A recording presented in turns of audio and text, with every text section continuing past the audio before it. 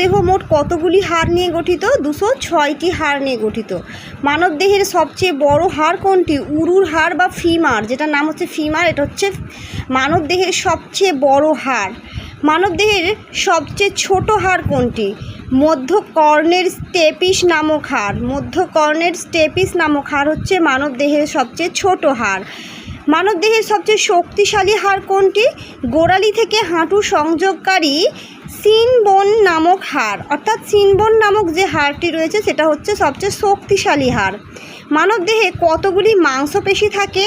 প্রায় 640টি।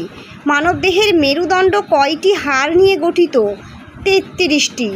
মানুষের বুকের পাঁজরে কয়টি হাড় থাকে? 24টি। মানব দেহের করোটি স্নায়ুর সংখ্যা কয়টি? 24টি। আমাদের গলার ভিতর কয়টি নালী আছে ও কি কি? 2টি, শ্বাসনালী ও খাদ্যনালী।